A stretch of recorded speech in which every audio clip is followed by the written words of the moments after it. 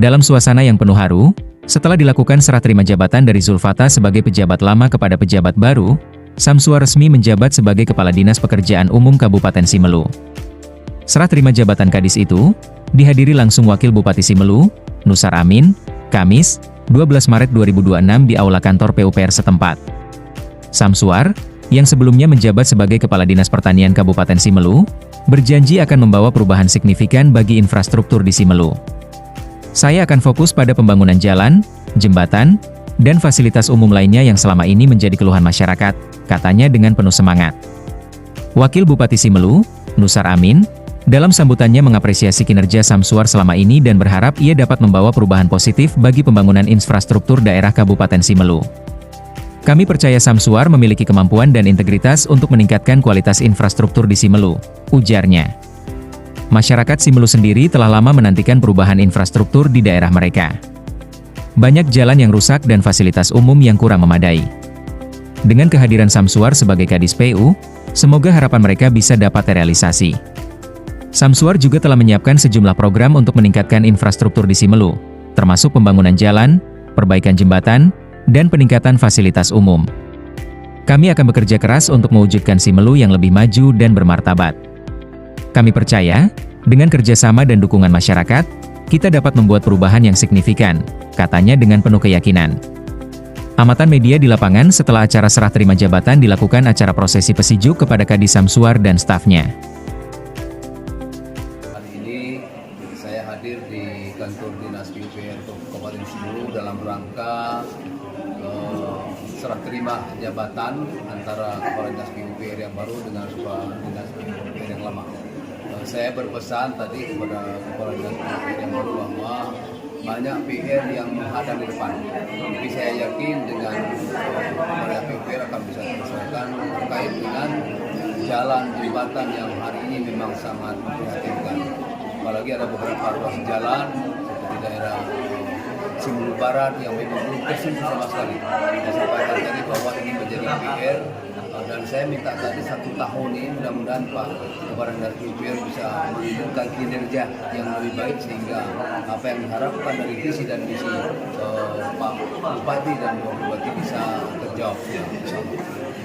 Saya akan menjunjung tinggi kemitraan yang pertama.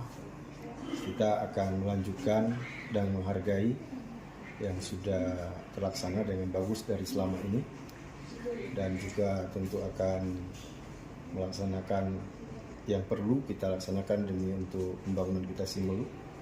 Kemudian nanti program-program yang memang harus kita tuntaskan, ya terutama yang menyangkut dengan kebutuhan masyarakat kita dan juga untuk memenuhi kebutuhan kemajuan kabupaten kita Simelu, yaitu di bidang sarana jalan, jembatan, kemudian air bersih, dan juga perumahan rakyat, dan juga jalan-jalan akses lingkungan ke sentra-sentra produksi.